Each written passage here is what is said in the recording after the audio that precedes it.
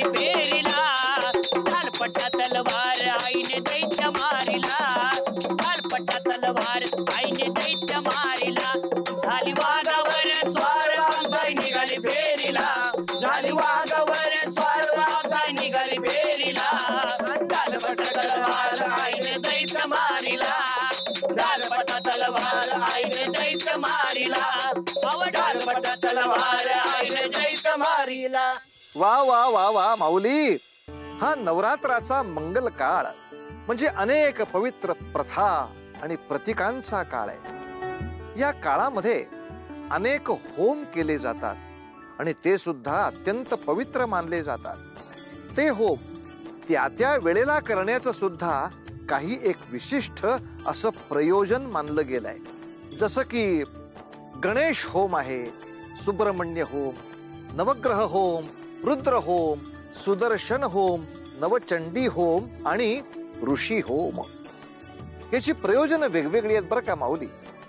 हाती घेतलेलं कार्य संपन्न व्हावं, याचबरोबर विजय प्राप्त व्हावा, नवग्रहांचा चांगला प्रभाव पडावा, सत्व रज तम या 3 गुणांच्या मधलं संतुलन स्थापित व्हावं, नकारात्मक भावना आपल्या निघून जाव्यात, त्या शक्तींचा प्रभाव नाहीसा व्हावा आणि अखेरच्या दिवशी सप्तर्षी आणि इतर ऋषींची सुद्धा आपल्याकडून आराधना व्हावी, यासाठी ऋषी होम।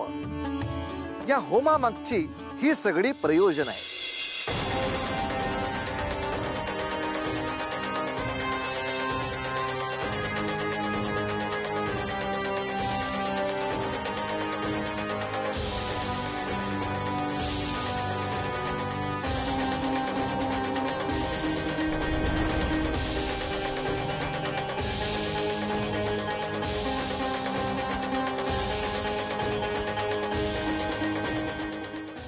आता काय करावे? असुर मागे लागले आहेत। आता इथून सुटका तरी कशी करून घ्यावी? देवेंद्र,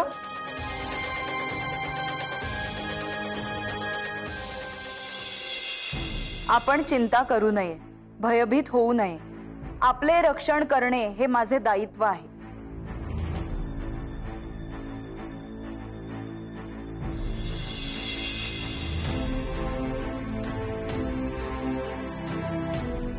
शोधा, सगळीकडे शोधा, लवकर शोधा। की देव लोक कुठे गेलेत हे आपल्याला शोधायलाच हवं।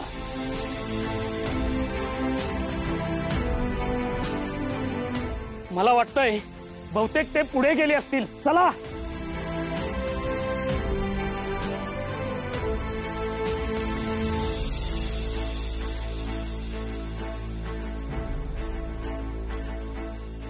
दुर्गा मातेने आपले रक्षण केले आहे। या दैत्यांसाठी आपण अदृश्य रूपात आहोत। आपल्या अस्तित्वाची जाणीव त्यांना होऊ शकत नाही। देवेंद्र, ते बघा, दैत्यराज निशुंभ सगळीकडे शोधून पाहिलं, इंद्रदेव कुठेही दिसले नाहीत। मी सर्वांना निक्षून सांगतो आहे, असुर श्रेष्ठ रक्तबीज यांच्या साधनेमध्ये व्यत्यय येता कामा नये। कितीही मोठे संकट आले तरी ते परतवून लावणे आपले कर्तव्य आहे। काय करावे? रक्तबीज अद्याप त्याचे तप करतो आहे। त्याला जर यश मिळाले तर किती महाभयंकर संकट निर्माण होईल याची कल्पनाही करवत नाही। शीघ्र अतिशीघ्र काहीतरी उपाययोजना करायला हवी। नारायण नारायण। देवेंद्र, आपण जो विचार करत आहात ते धाडस आपण केले नाही तरच बरे। आपण पुन्हा तीच चूक करत आहात जी आपण पूर्वी केली आहे आणि त्याचे परिणाम आपण अजूनही भोगत आहात। त्रिदेवांचा रोष आपण ओढून घेतलात आणि आता पुन्हा तीच चूक करताय। मुनिवर, आपल्या म्हणण्यात तथ्य आहे, परंतु याच्यातून मार्ग काढण्यासाठी पाऊल उचलावे लागेल। अद्याप रक्तबीजाची साधना संपली नाही म्हणून समस्या नाही, परंतु त्या पश्चात त्याला जर यश आले तर किती मोठा अनर्थ होईल याची कल्पना आपल्याला नाही का? आपण अयोग्य कथन करत आहात असे मला म्हणायचे नाही। परंतु ते काही नाही मुनिवर. ही साधना भंग करणे आवश्यक आहे. हे धाडस करणार तरी कोण देवेंद्र?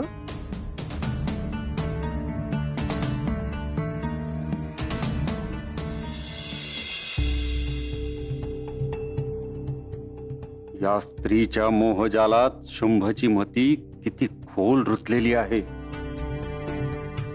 आणि त्यामुळे कित्येक दैत्यांचा सेनेचा बळी गेला आहे. याचा त्यास खेद देखील नाही. धूम्रलोचनचा वध झाला. त्या पश्चात दैत्यश्रेष्ठ चंड आणि मुंड यांना देखील प्राण गमवावे लागले. तरीही याची मती जागृत होत नाही. काय करावे म्हणजे हे सारे सुरळीत होईल? नारायण नारायण. आपण होय दैत्यगुरु. देवर्षी, मी आपणास नम्रपणे सांगू इच्छितो की आपण येथून जावे. मी आपल्याशी संवाद साधण्याच्या मनस्थितीत नाही. नारायण नारायण. दैत्यगुरु, माझीही तशी अपेक्षा नाही. मी का आपली मनस्थिती जाणत नाही? अहो, शुंभच्या ह्या अशा वागण्यामुळे आपले किती नुकसान झाले आहे. दैत्य कुळाचे किती हाल होत आहेत आणि आपल्यासारख्या दैत्य गुरुला हतबल व्हावं लागतंय. किती भीषण परिस्थिती आहे ही. परंतु परंतु परंतु काय? म्हणजे आपण जर क्रोधित होणार नसाल तर सांगतो. ही परिस्थिती आपल्यामुळेच ओढवलेली आहे. देवर्षी,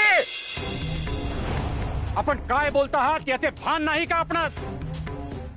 पहा, मी म्हणालो होतो आपण क्रोधित होणार नसाल तरच सांगतो म्हणून.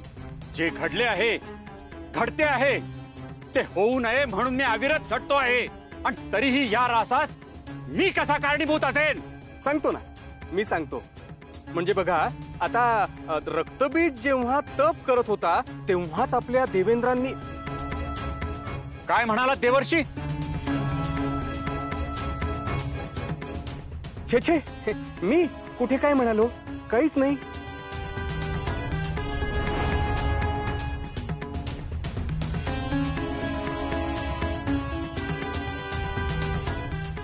आचार्य. मुनिवर, अजाणतेपणी आपण माझे मोठे कार्य केले आहे. कार्य? आणि ते देखील मी? होय. कोणते कार्य? ते कळेलच. आज्ञा असावी.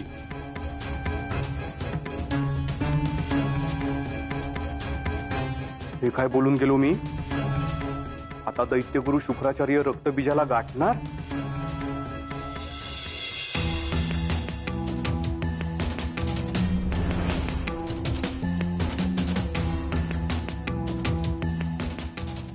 दुर्गा,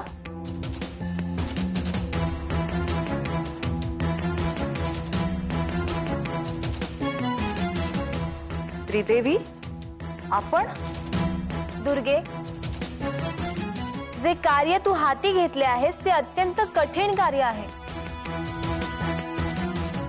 आम्हा सर्वांनाच तुझी चिंता भासते आहे. होय दुर्गा. महिषासुराचा अंत झाला त्या क्षणी त्या एकाच दैत्याचा संहार करणे ही काळाची आवश्यकता होती. ते शक्य झाले देखील.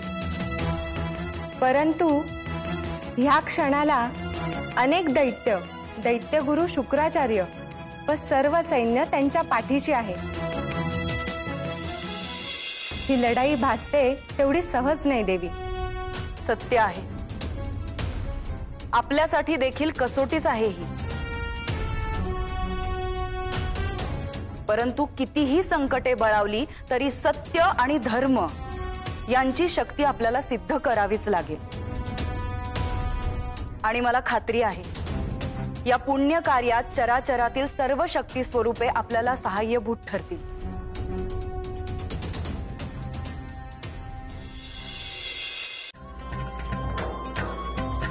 तरी मला बोलायचे नव्हते.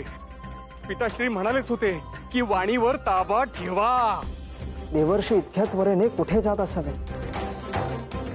देहबोली देखील अस्वस्थ भासते आहे. निश्चितच काहीतरी समस्या आहे.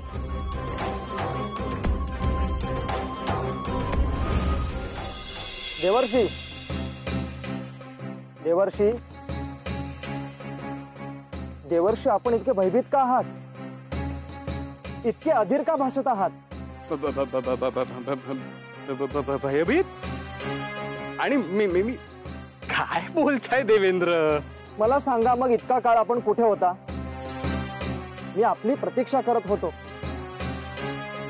मुनिवर, आपण कुठे होता? अहो, मी कुठे जाणार आहे देवेंद्र? इथेच होतो, इथेच राहणार. मुनिवर, आपण माझ्यापासून काहीतरी लपवू पाहत आहात.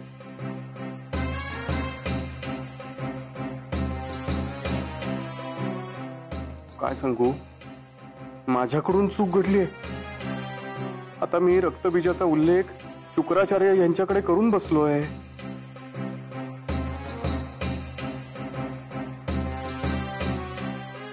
कुठे हरवलात मुनिवर? छे देवेंद्र, मी कुठे हरवणार आहे? मी इथेच होतो, मी इथेच असणार आहे. मुनिवर, आपण मनाने इतरत्र कुठेतरी आहात. निश्चितच आपण कुठल्या तरी समस्येत बुडालेले आहात. अहो, मीच काय, आपण सगळेच एका मोठ्या समस्येत अडकणार होतो. मी दैत्यगुरु शुक्राचार्यांना भेटावयास गेलो होतो. तिथे आपण जो रक्तबीज साधना करत असताना त्याचा शिरच्छेद केलात, त्याचा उल्लेख माझ्या मुखातून ओझरता निघून गेला. मुनिवर, मुनिवर, आपण हे काय केलेत? आपण हेच टाळत होतो की याची इतरत्र कुठेही वाच्यता होऊ नये. होय ना, पण आता माझ्या मुखावर वाणीवर ताबा नाही. त्याला मी तरी काय करणार? हा शुक्राचार्यांना एक मार्ग सापडला असेल. ते तेथे जाऊन रक्तबीजाला भेटतील.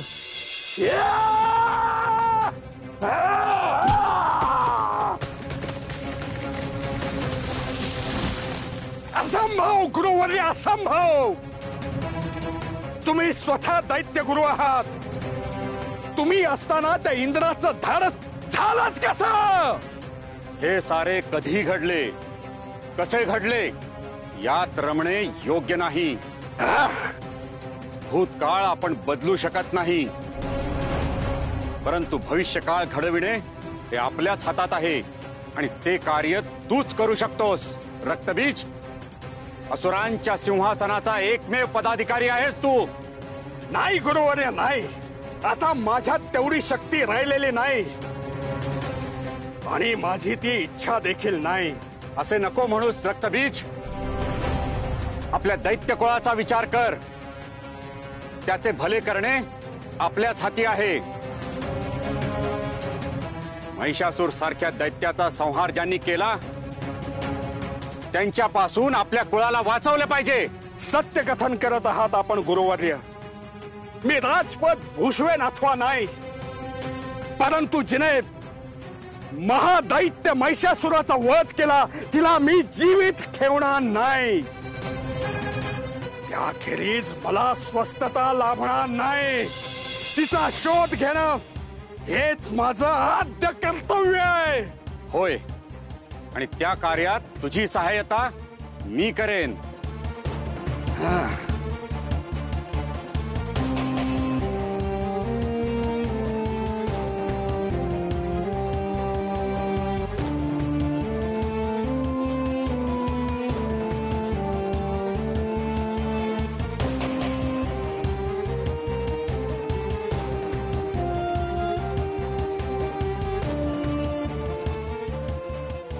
हेच ते ठिकाण आहे रक्तबीज, ज्याचा तू शोध घेतो आहेस.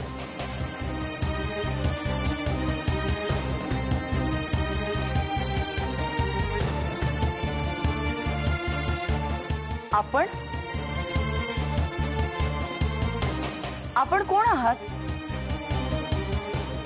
कदाचित आपण देखील माझ्या शोधात येथे आला आहात असे मला भासते आहे. म्हणजे कोण आहेस तू आणि हे काय कथन करते आहेस?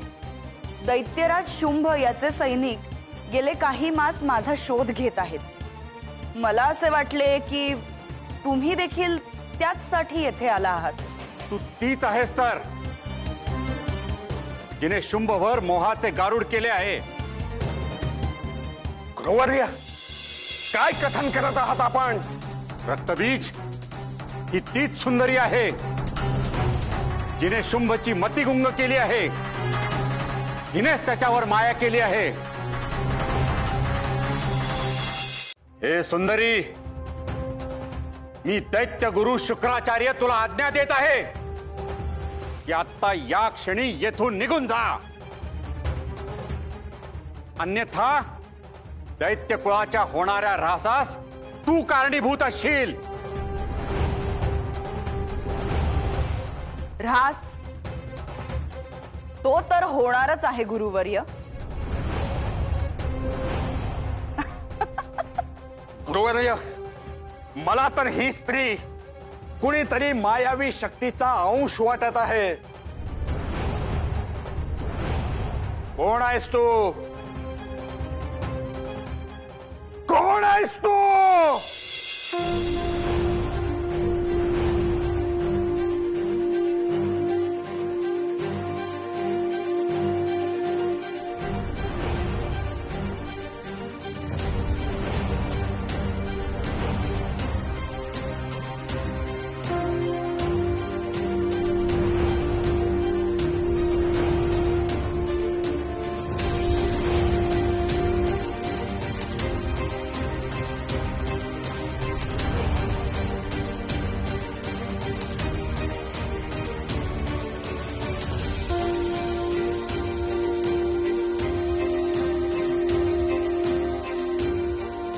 गुरुवर्य, आपण हे काय करत आहात? या माता दुर्गा देवी आहेत, साक्षात आदिशक्तीचे रूप. दुर्गा म्हणजे जिने महिषासुराचा वध केला ती हीच होय. नाही गुरुवर्य, नाही. मी सुद्धा प्रण केलेला आहे. मी हिला नष्ट करणारच.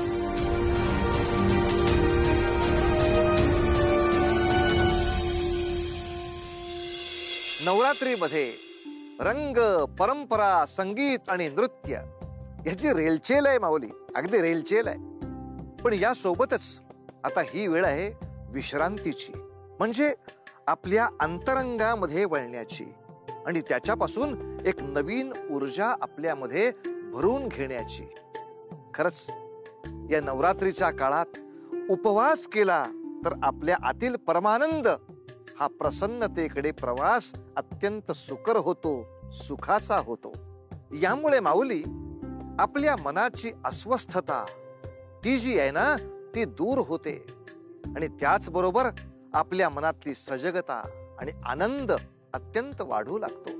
माऊली, या काळात फलाहार किंवा अधिकाधिक फक्त दुग्धजन्य पदार्थ असा पारंपरिक आहार जर आपण केला तर आपली सात्विक वृत्ती अधिक वाढते. हेच हे सगळं करण्यामागचं ध्येय आहे. तेव्हा उतू नका, मातू नका आणि घेतला वसा टाकू नका. झाली वाघावर ज्वार, आंबा निघाली फेरीला, डालपटा तलवार आईने दैत्य मारिला. डालपटा तलवार आईने दैत्य मारिला.